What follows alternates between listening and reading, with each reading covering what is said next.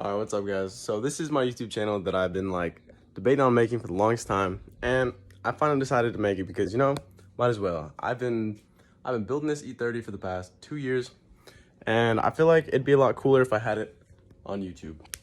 So this car is a 1985 380i, and it came with one of the worst motors ever, the M10. However, it is fully rebuilt, minus the bottom end. I didn't do anything with the pistons or anything, but for the most part, everything else has been done on this thing.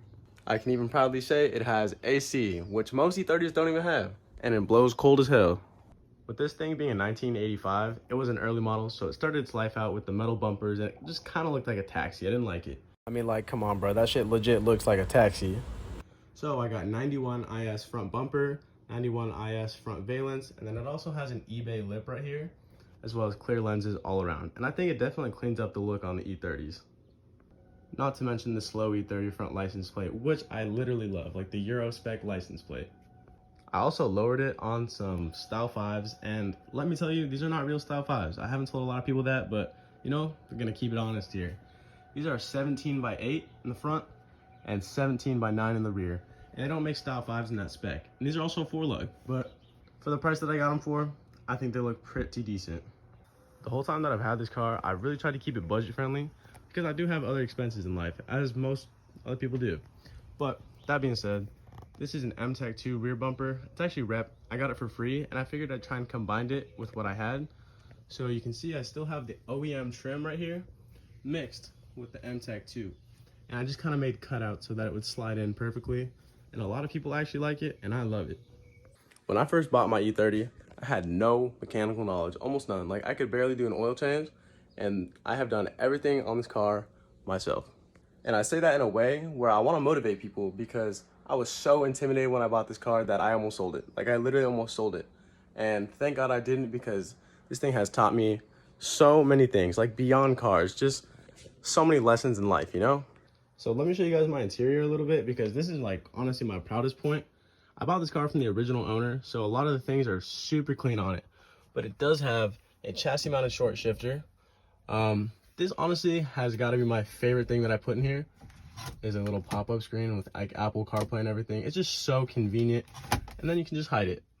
And then take a look at all the seats and everything. I really lucked out with this thing. This thing's super clean. So if you notice I look a little different, I went to the beach, so kind of have some beach hair. But I want to show you guys a little recap of the past 2 years. I've kind of found a bunch of old videos and just sum everything up that I've done in the past 2 years, but in a very short span. All right, so right here in this clip was literally the day I got it. Actually 30 minutes after I got it. We took it on test drive and it totally took a shit. And then right here in this clip, you can see that the motor is out. And as I was doing all these things, I literally was just learning as I go, and it felt like some damn Legos. But you can see, got the trans out and everything. It was honestly kind of fun at this point, just stripping everything. But Bluetooth shifter. And then in this next clip, I literally was just kind of cleaning the motor and taping everything off, and we started to paint it. But we made a cool little time lapse, and this was me primering the motor.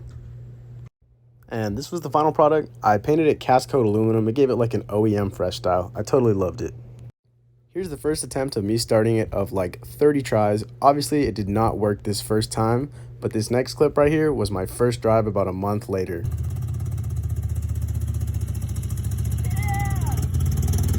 It was super mistimed, but I was stoked for the first drive.